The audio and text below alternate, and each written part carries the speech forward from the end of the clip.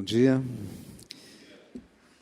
Graça e a paz esteja com cada um de vós, reinando, habitando e suavemente confortando o seu, nosso coração.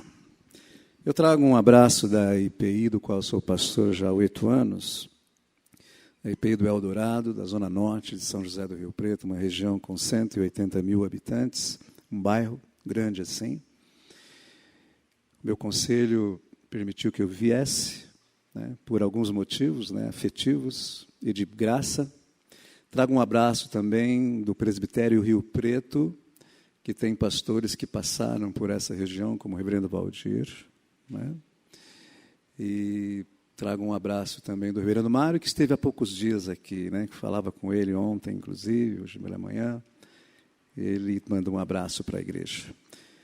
Eu estou muito feliz nesses dias, primeiro porque é sempre bom rever. E um dos pontos que a gente estudou e aprendemos esse fim de semana é sobre a visão. A mensagem dessa manhã tem como título Frutificando em Família. E uma das coisas básicas que nós precisamos é ter uma boa visão para enxergar bem o fruto que nós queremos comer. Mas hoje nós vamos ver aqui um desafio de Jesus na nossa vida, que Ele tenta passar para os homens que tipo de fruto nós somos e que nós temos que buscar. E esse é o desafio da igreja desse século. A nossa igreja nacional está em busca de um novo momento. E tivemos o privilégio de estar com a diretoria para trocar ideias sobre o que a gente acha da igreja. E eu tenho 33 anos de ministério. E eu pude dar algumas informações para ele como servo de Deus nessa seara, de dizer de como que a igreja gostaria de ser governada, como ela gostaria de ser orientada e, acima de tudo, como ela gostaria que sempre fosse assim. Porque nós vimos numa história, e eu falava ontem para alguns casais, a história da IPI do Brasil é a mais linda história evangélica de uma igreja. Quem tem o privilégio de estudar a história da nossa igreja, entende tudo que a igreja passa e vê a revelação de Deus nos seus caminhos. Quando eu vi as crianças subirem aqui, me confortou o coração. Como as crianças são sinais. Nós vamos falar um pouquinho sobre isso mais tarde. Mas eu quero convidar você a abrir a sua Bíblia. E você vai estar em a leitura, que eu vou ler numa outra versão, mas quer dizer a mesma coisa, tá? João 15, capítulo 15, a partir do versículo 1. É um texto muito conhecido. Muito conhecido. E você já ouviu muitas mensagens sobre isso. E eu não vou me atrever a fazer mais uma mensagem sobre isso, mas expor esse texto como eu estou entendendo e Deus está me falando. A partir do versículo 1 diz assim: Eu sou a videira verdadeira e o meu Pai é o agricultor. Ele retira de mim todo o ramo que não produz uvas. Já o que produz ele poda para que produza mais e mais. Olhem, vocês já estão podados pela mensagem que vos falo. Vivam em mim, venham morar em mim, como eu moro em vocês. Assim como o ramo não pode produzir uvas por si mesmos, mas apenas se estiver unido à videira, vocês não podem produzir frutos se não estiverem unidos a mim, pois eu sou a videira e vocês são os ramos. Quando vocês estiverem unidos a mim e eu em vocês, num relacionamento íntimo, orgânico, não imaginam que colheita terão. Palavra do Senhor. Amém. Eu fico imaginando, baseado em que alguém escreve isso. Qual foi a inspiração para a pessoa escrever um texto como esse? Às vezes eu me pego perguntando que ele não era uma pessoa comum para escrever palavras tão perfeitas. Do mesmo modo, eu imagino ser uma pessoa tão sensível que bastava olhar, bastava ouvir, bastava sentir o cheiro suave e bastava se alimentar para entender o objetivo da sua vida na terra. Por isso eu escrevo assim. O primeiro ponto que eu separei nessa exposição é a questão da identidade. Nós, brasileiros, temos um problema com identidade, né? Não vou nem entrar em detalhes, né, a fundo aí, mas nós temos problema de identidade, né? A última eleição a gente não sabia para onde ia. Falta de identidade. Se correr o bicho pega, se ficar o bicho come. O cristão não é assim. O cristão que lê essa palavra e entende que ele é, ele não se desespera. Ao contrário, ele se acalma em meio à tempestade. Ele é suave em meio à robustez. Ele é leve ao meio do peso. Ele é feliz no meio da tristeza. Porque ele entende que ele não é nada se os fluidos da videira não jorrarem em mim.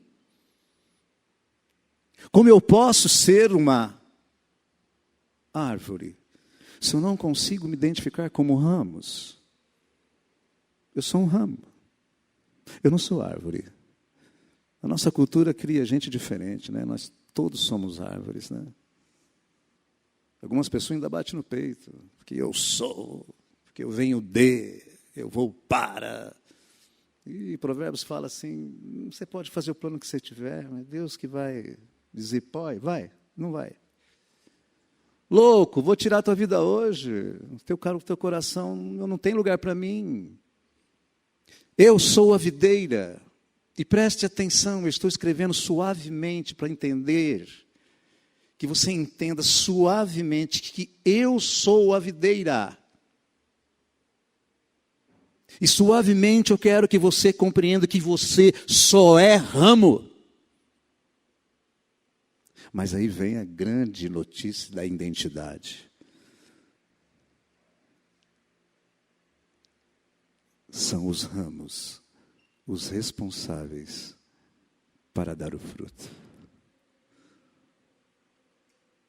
São os ramos os responsáveis para mostrar ao mundo a nossa obra, a nossa descendência, a nossa criatividade como pais, a nossa sensibilidade como servos e a nossa intrepidez como apóstolos. Quando a gente começa a entender a palavra do apóstolo, que está tentando deixar um legado para a igreja que nasce, identificando ela no seu devido lugar, para que ela cresça produzindo frutos, e cada vez mais frutos, nós, nesse século, temos que pegar essa palavra com o mesmo sentimento. Não que a igreja começa agora, mas essa igreja que você viu aqui, já começou. É essa igreja que Deus está contando. É claro que conta conosco para continuar conduzindo essas crianças. Mas é essa igreja que vai dar gosto ao mundo. Eu estava falando com Meire de manhãzinha, que hoje eu levantei cantando esta última música, né? Levantei cantando. E me veio à cabeça a Helena, uma garotinha que foi 2 domingos na igreja, nova, né? Apareceu na igreja lá. Sabe aqueles cachos que aparecem? Né? Não é fruto de nenhum ramo da igreja? Porque Deus é maravilhoso, e os milagres acontecem. A criança bateu lá, 5 aninhos. E acabou o culto, ela veio correndo me abraçar, e falou, eu preciso te dar um abraço. Eu nem sabia quem era. E ela disse sim, você é o meu pastor preferido. Fui identificar quem era, não conhecia. E durante o culto lá, porque às vezes as crianças saem, às vezes não, que a gente tem um momento com elas na liturgia, ela ficou no culto e eu não prestei atenção, mas a menina que estava com ela, que levou ela como visitante, dizia, como ele fala bonito, como ele é bonito. Quer dizer, forçou a barra, né? É uma carência afetiva aí, né? E ela falava no ouvidinho da Vitória. E ela falava, eu tenho que abraçar ele, eu tenho que abraçar ele. São privilégios que Deus dá para os servos de Deus. Receber de vez em quando alguns insights, algumas brincadeiras de Deus, para a seriedade com que nós temos que levar a identidade de cristão. Você não é cristão porque você pertence a essa igreja. Você é cristão porque Jesus morreu pela sua vida. Você não é cristão se você não vem, se você fica, se você vem. Você é cristão porque você vive a fé. Os parâmetros de cristão que nós temos acostumados a viver e a comungar todos os dias é passado nas nossas vidas, porque o padrão que o mundo precisa é de transformação. Este local foi o local que Deus colocou para essa igreja transformar. Não foi outro local. Não foi outro local. A videira está afincada aqui. Os ramos estão colocados aqui. E tem gente morrendo de fome. E nós temos que produzir frutos. Se nós temos que nos identificar no primeiro momento, nós temos que humildemente, identificado, saber que gosto nós temos. Nós ontem tivemos um negócio de venda, né? E eu estava com um troço na boca que não tinha gosto. E aquilo me levou a 1000 imaginações. Eu estou mastigando o quê, meu Deus do céu? Não tem gosto. E aí, pela misericórdia de Deus, eu lembrei, o que não tem gosto é cenoura. Não tem gosto, gente. Ela tem cor, maravilhosa. Aquele laranja, né? Lembra o time da Holanda, né? Os áureos, né? Momentos de Cruyff. Mas não tem gosto. Mas não é porque não tem gosto que ela não é boa. Não é porque ela é assim sonsa que ela não tem vitamina. E quando nós nos identificamos como, e sabemos que frutos somos, as pessoas não se enganam conosco. E as pessoas querem comer cada vez mais da nossa presença, do nosso carinho, do nosso olhar, do nosso toque, do nosso falar, do nosso caminhar. Porque eu valorizo o fruto que eu sou. E nós estamos vivendo um momento de autoestima muito baixa. A gente já levanta e quer saber a notícia do dia. Alguns falam assim, que besteira vou ler hoje? Qual acidente foi? A gente só vai ler negócio negativo. A autoestima da gente está nivelada para baixo. É claro que o homem sente mais a idade, não é? Quando eu me conheci como gente, eu tinha um tio que eu perseguia, porque ele era bonito, cabeludo, era jovem, corria, cheio de ideias, mas ele foi envelhecendo. E eu fui envelhecendo. E nós sentimos mais rápido a nossa idade. Tanto que tem homem que evita olhar no espelho. Isso é um exercício fabuloso para a autoestima, gente. Olhar no espelho e falar assim, você é o cara. É claro que a tua mãozinha vai estar assim, não sou, mas você é o cara, fala sério, sou o cara, mano. O que ajuda é quem está casado com a gente. No meu caso, eu olho para a Meire e eu falo assim, Senhor, obrigado não, porque com essa cara eu jamais conquistaria ela. O Senhor a cegou no momento da paquera. Ela enxergou um outro homem, 1,80 m, forte, que nem o Paulo Zulu, né? Fortão. Eu estufei o peito com o Paulo Zulu, né? Mas com 1,70 m não dá. Mas ela me enxergou assim porque eu sabia quem eu era. E eu sabia que gostinha.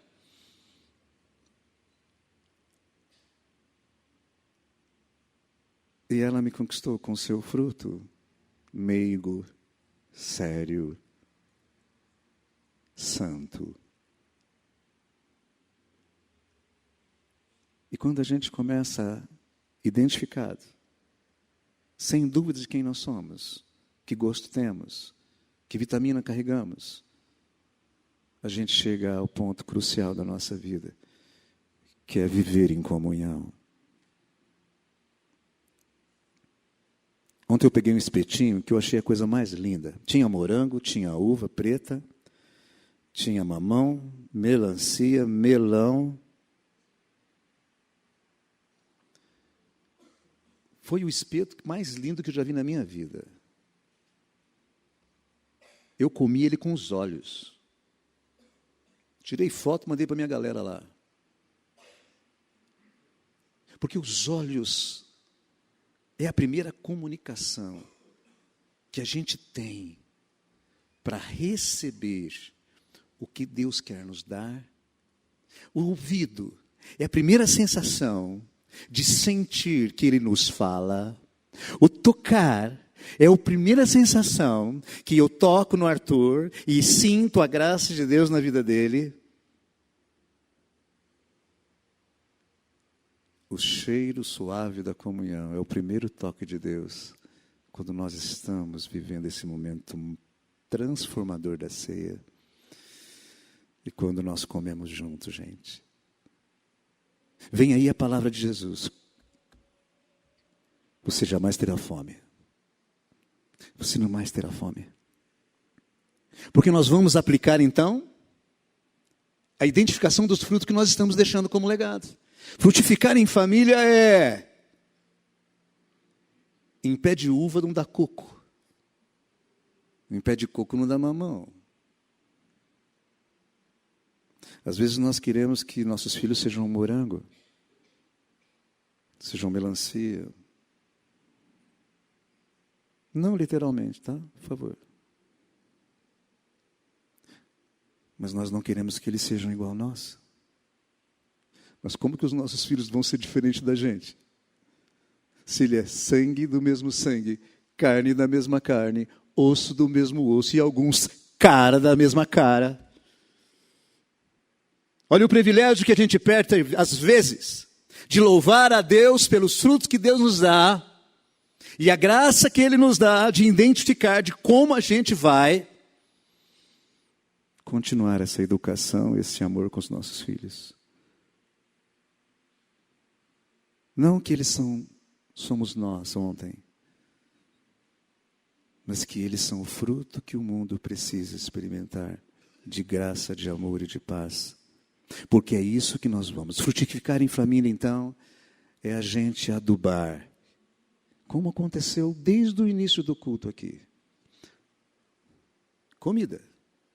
Começa a música, e a música leva a gente para um momento, né, contemplativo. Aí vem a oração, aí vem a Sagrada Eucaristia, aí vem o momento de cumprimentar, né? Nós temos dificuldade de cumprimentar uns aos outros, né? Eu tenho um presbítero, Henrique, que quando eu cheguei na igreja, ele não era presbítero, né? E quando eu fui para essa igreja, falaram assim: você vai para a igreja do Eldorado? Você vai para a igreja de Presidente Venceslau? Você vai ouvir isso, mano. Tadinho dele. Rapaz, você vai ver um tal de Henrique.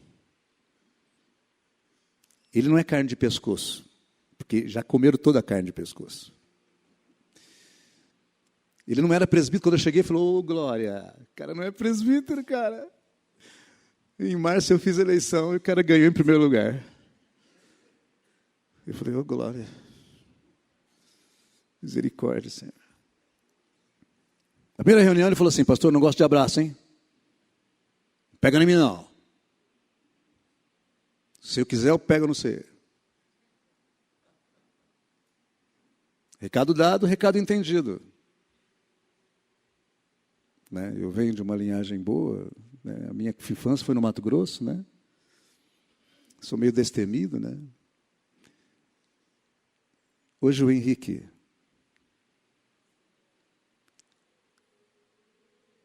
se transformou pela graça de Deus. Deus fez um milagre na vida do Henrique. As crianças o recebem na igreja correndo e abraçando.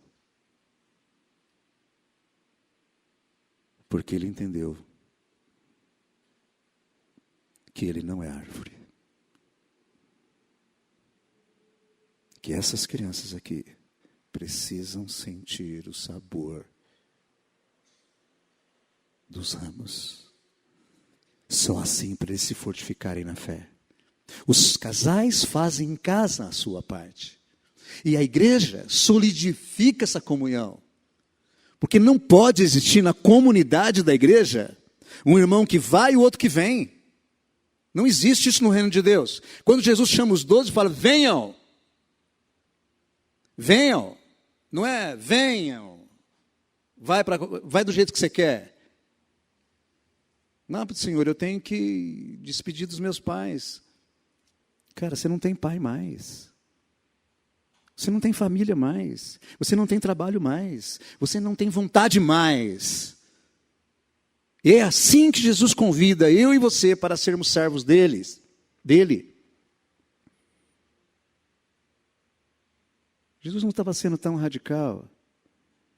Jesus estava dizendo: agora eu vou te fazer um homem transformado, para que esse mundo tenha uma opção de transformação. Então agora esquece. Você não é tão inteligente como você acha que é. Você não tira um cabelo se você quer. Você não põe cabelo se você quer, se Deus permitir.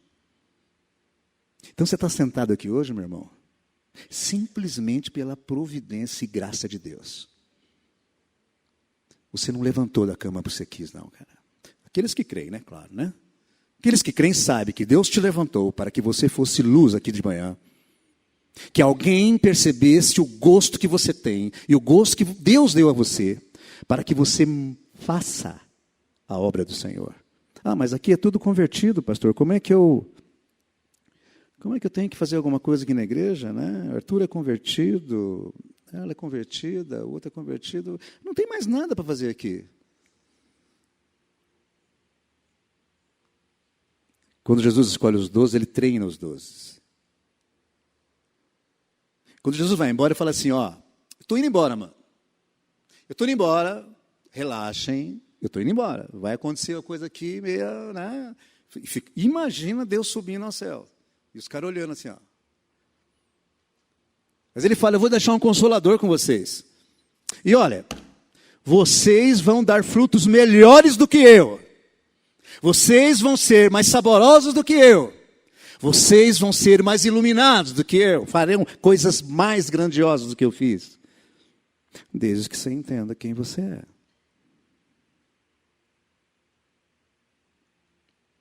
Estar na igreja por 70, 80 anos é uma dádiva de Deus.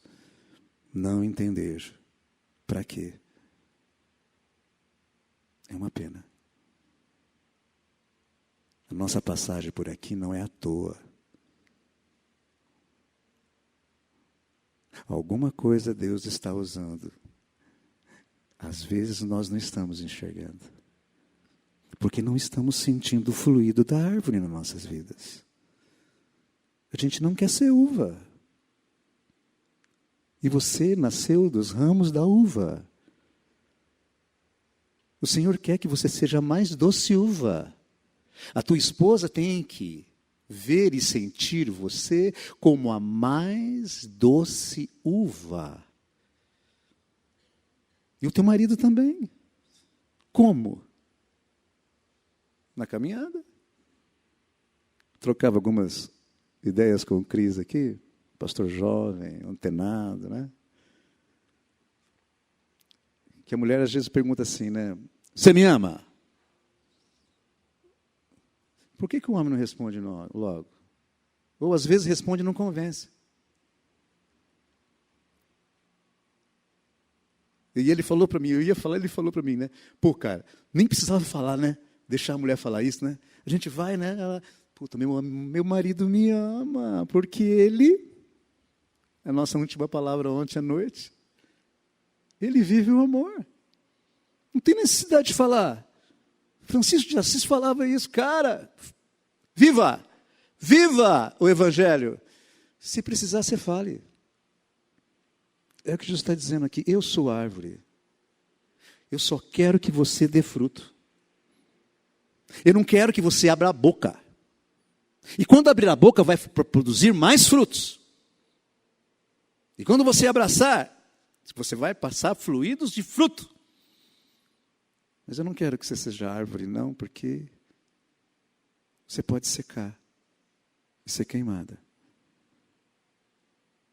E no exercício rápido, né, que o tempo urge, eu fico imaginando a vida dos apóstolos, né?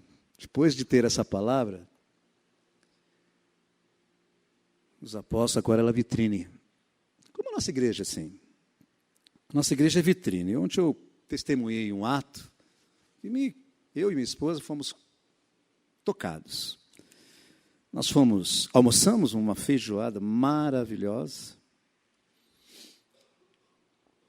Fomos andar nas lojinhas aqui, chupamos um sorvetinho. E quando chegamos, tinha 2 garotos, não sei se são de rua, mas estavam identificando como se fosse, sentados na entrada da igreja. Nós fomos chegando e eles falaram, olha, os tios querem passar. E a Meire, toda gentil, né? Falei, fique tranquilo. Tal. E eles abriram um sorriso para nós. Como? Oi?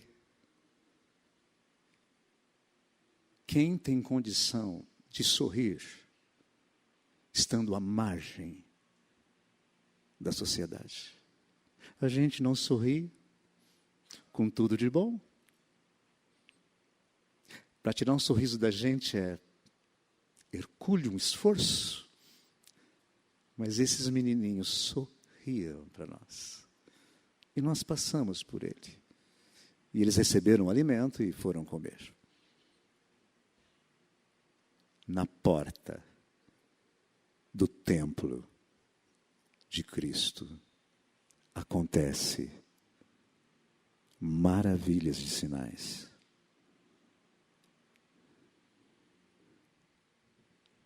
Em Atos dos Apóstolos, os apóstolos se reuniam todos os dias. Eu falei isso para os casais que estavam comigo. E as reuniões deles, diz assim o texto, e o trabalho dos apóstolos, as reuniões dos apóstolos, os cultos dos apóstolos, a ceia dos apóstolos, os cânticos dos apóstolos, a leitura da palavra dos apóstolos, as orações dos apóstolos, resumindo tudo, resultou em grandes sinais da parte de Deus entre todo o povo, e todos os dias coisas aconteciam no pórtico do templo de Salomão. As pessoas olhavam de fora e se maravilhavam com aquilo, mas temiam, tinham medo de ir lá para participar. Mas mesmo com temor, muitos vinham. E acontecia uma coisa interessante. E num momento, homens e mulheres tocados por Deus, traziam seus enfermos e coxos e jogavam pela calçada do pórtico. Deixavam ali, esperando o momento que os apóstolos saíam do templo e passavam. E era uma hora perfeita para que o sol batesse nos apóstolos e a sombra deles refletisse na calçada, e a refletir na calçada a sua sombra, e ia curando todos os enfermos. Sem precisar falar. Sem precisar tocar. Sem precisar pregar. Porque enxergavam uma coisa no versículo 12. Que eles olhavam e viam essa reunião, esse trabalho, como harmonia. Eles tinham harmonia. E a harmonia com Deus é o que nós precisamos. A harmonia com Deus é o que nós temos que buscar. Pode vir a tempestade que for, meu irmão. Pode vir a tempestade que for. Você é o agente da harmonia nesse mundo. Se não é ainda, se identifique. Identifique. Porque o mundo precisa da tua palavra, do teu olhar, do teu carinho, do teu testemunho e do teu trabalho. Que esta igreja continue a dar esses presentes para nós. A dar esses presentes para nós. De crianças que refletem a glória de Deus. E por último, eu vim preparado para trazer uma palavra para os casais. Eu estudei bastante, minha esposa, conversamos bastante. Reverenda Priscila, reverendo... Eu saio daqui hoje, amanhã de viagem. Um outro homem. Pelo testemunho dos casais que eu vi aqui. Pela amplitude de fé que eu senti aqui. E mais, pela honra que Deus nos dá de sermos tocados quando a gente é convidado a tocar. Obrigado. Eu vou pedir para você ficar em pé nesse momento, nós vamos orar.